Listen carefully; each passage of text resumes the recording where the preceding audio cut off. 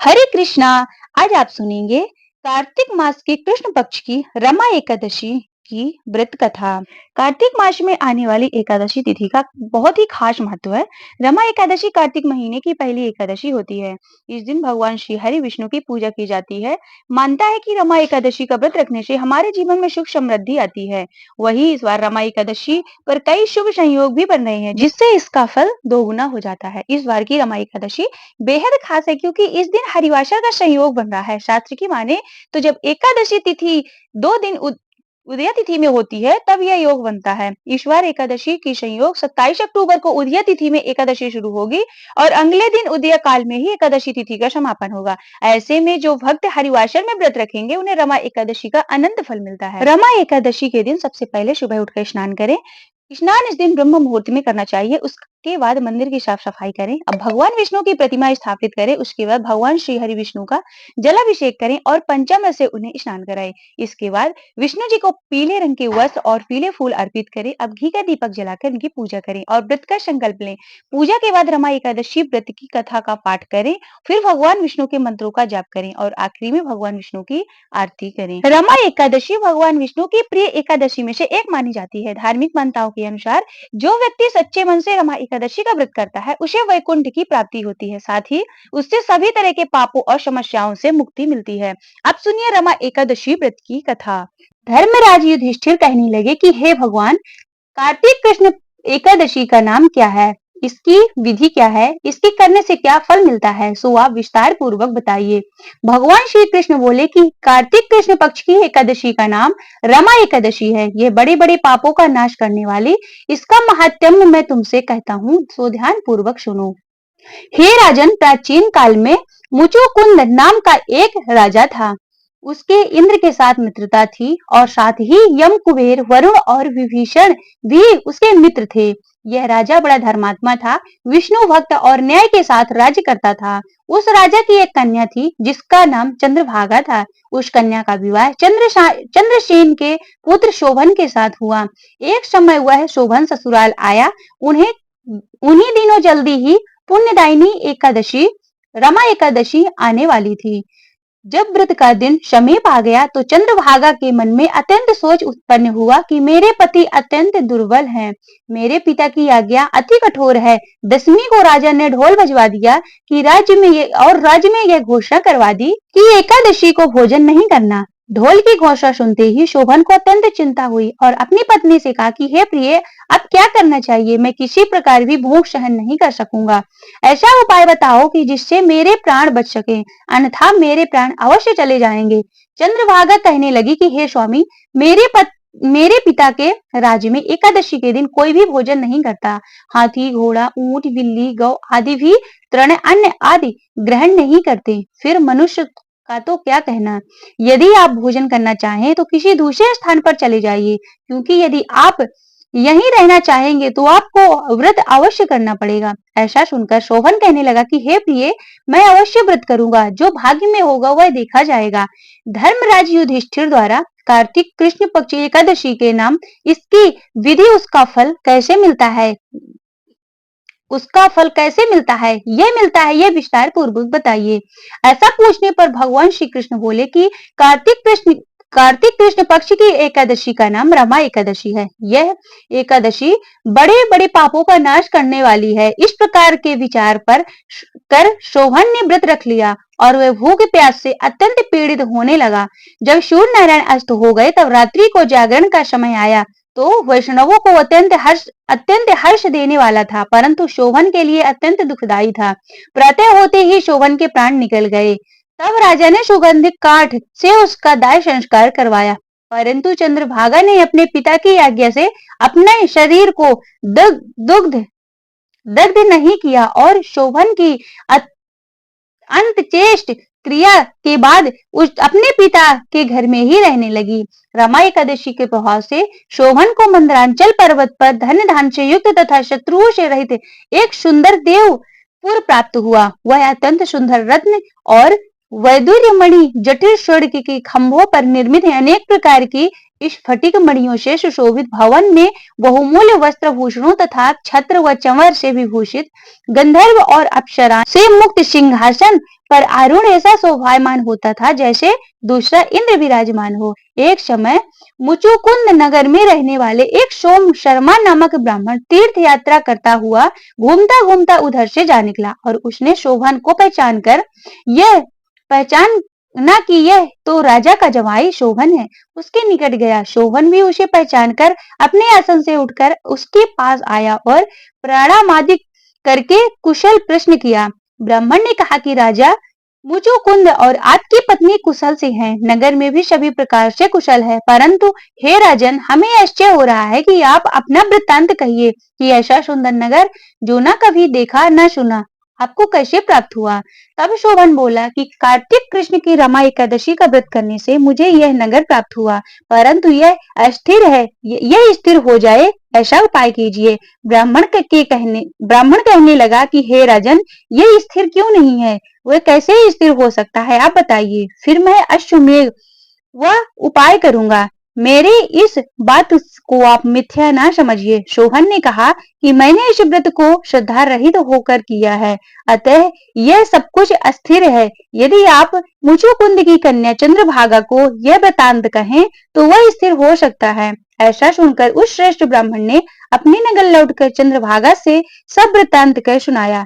ब्राह्मण के वचन सुनकर चंद्रभागा बड़ी ही प्रसन्नता से ब्राह्मण से कहने लगी कि हे ब्राह्मण, यह सब बातें आपने प्रत्यक्ष देखी या फिर स्वप्न की बातें कर रही हैं?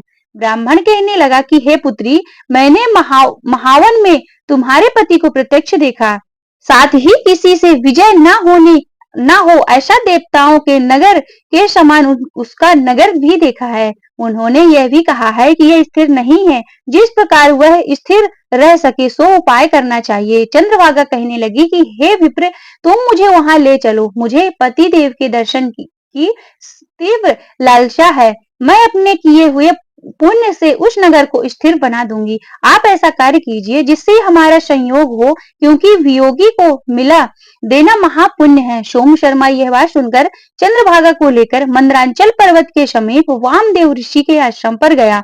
वामदेव ने सारी बात सुनकर वेद मंत्रों के उच्चारण से चंद्रभागा का अभिषेक कर दिया। तब ऋषि के मंत्र के प्रभाव से और एकादशी के व्रत से चंद्रभागा का शरीर दिव्य हो गया और वह दिव्य गति को प्राप्त हुई। इसके बाद बड़ी ही प्रसन्नता के साथ अपने पति के निकट गई।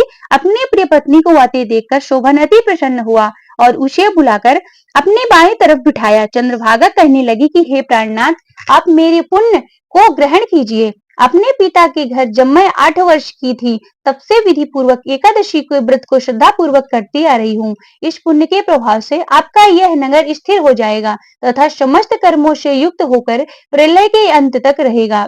इस प्रकार चंद्रभागा ने दिव्य आभूषणों और वस्त्रों से सुसज्जित हो अपने पति के साथ आनंद पूर्वक रहने लगी। हे राजन, मैंने रमा एकादशी व्रत का महत्व कहा। जो मनुष्य इस व्रत को करते हैं उनको ब्रह्मा इत्यादि समस्त पाप नष्ट हो जाते हैं। कृष्ण पक्ष और शुक्ल पक्ष दोनों एकादशी समान है, इसमें कोई भेदभाव नहीं है, दोनों समान फल देने वाली हैं। जो मनुष्य इस महात्म्य को पढ़ता अथवा सुनता है और दूसरों को सुनाता है, वे समस्त पापों से छूटकर विष्णु लोक को प्राप्त होता है। हरि ओम तत्सत। ओम नमो भगवते वासुदेवाय। आप सुनिए विष्णु चालीसा एवं भगवान विष्णु की आरती। श्री विष्णु चालीसा। विष्णु सुनिए विनय, सेवक की चित लाए, कीरत कुछ वर्णन करो, दीजे ज्ञान बताए। नमो विष्णु भगवान खरारे, कष्ट नशावनी अखिल बिहारी, प्रबल जगत में शक्ति तुम्हारी, त्रिभुवन फैल रही उजियारी। सुंदर रूप मनोहर शोरत, सरल स्वभाव भावे मोहिनी मूरत तन पर पीतांबर अति शोभत वैजंती माला मन मोहत शंख चक्र गदा विराजे देखत दैत्य असुर दल भाजे सत्य धर्म मद लोभ न गाजे काम क्रोध मद लोभ न छाजे संत भक्त सहजन मन रंजन धनुजय असुर दुष्टन दल गंजन सुख उपजाए कष्ट सब भंजन दोष मिटाए करत जन सज्जन पाप काट भव सिंधु उतारण कष्ट नाश कर भक्ति उबारण करते अनेक रूप प्रभु धारण केवल आप भक्ति के कारण धरणी धेनु वन तुम ही पुकारा तब तुम रूप कराम का धारा भारी उतारे असुर दल मारा रावण आदि की को संहारा आप बारह रूप बनाया हरिणाक्ष को मारे गिराया धर्मत्स्य धन सिंधु बनाया 14 रत्नन को निकलाया अग्नि लखर असुर द्वंद मचाया रूप मोहिनी आप दिखाया देवन को अमृत पान कराया असुरन को छवि से वहलाया कूर में रूप धर सिंधु मचाया मंद्रांचल गिरी तुरत उठाया शंकर का तुम्हें फन बिछुड़ाया भस्मासुर को रूप दिखाया वेदन को जब असुर डुबाया कर प्रबंध उन्हें ढूंढवाया मोहित बन कर खल ही नचाया उसही कर से भस्म कराया असुर जलंधर यति बलदाई शंकर से उनकी लड़ाई हार पार शिव शकल बनाए कीन सती से छल खल जाए सुमिरन कीन तुम्हें शिवरानी बतलाई शब विपत कहानी तब तुम बने मुनीश्वर ज्ञानी वृंदा की शब सुरती उड़ानी देखत दीन धनुज शैतानी वृंदा आए तुम्हें लपटानी जो इस परश धर्म क्षति ज्ञानी हनाय सुर उन शिव शैतानी तुमने ध्रुव प्रहलाद उबारे हिरणाक्ष कुश को आदि खल मारे गणिका और अजामिन तारे बहुत भक्त भव सिंधु तारे हर ही शकल संतापे हमारे कृपा करहूँ हर सिरजनहारे देखा मैं निज दर्श तुम्हारे दीन बंधु भक्तन हितकारी चैते आप का सेवक दर्शन करहूँ दया अपनी मधुसूदन जानो नहीं योग जप पूजन हो यज्ञ स्तुति अनुमोदन शील दया संतोष सुलक्षण विदित नहीं वृतिमो मोद विलक्षण करहूँ आप का किस विधि पूजन कुमति विलोक होते दुख भीषण करहूँ प्रणाम कौन विशो विधि सुमिरन कौन भांति मैं करहूँ समर्पण सुर मुनि करते शरा शिवकाये हर्षित रहते परम गति पाए दीन दुखीन शवि सदा कहाये निज जन जान लेवे अपनाई पापे दोष संताप नशाओ भवबंधन से मुक्ति कराओ सुख संपत्ति से सुख उपजाओ निज चरणन का दास बनाओ निगम सदा ही विनय सुनावे पढ़े सुने जो जन सुख पावे।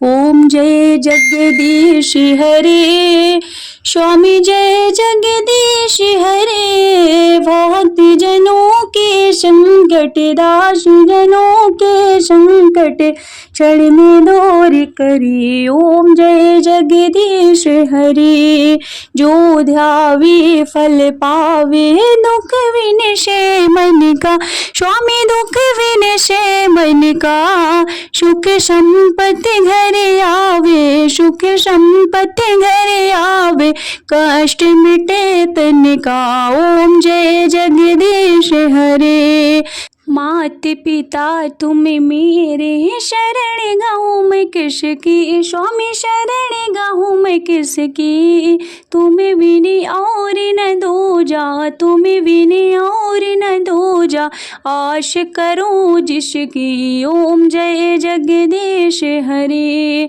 तुम्हें पूर्ण परमात्मा तुम्हें अंतर्यामी स्वामी तुम्हें अंतर्यामी। पारि ब्रह्म परमेश्वर पारि ब्रह्म परमेश्वर तुम सबके स्वामी। ओम जय जगदीश हरे। तुम करुणा के सागर तुम पालन करता स्वामी तुम पालन करता। मैं मूर्ख खल कामी मैं मूर्ख खल कामी कृपा करो भरता। ओम जय जगदीश हरे।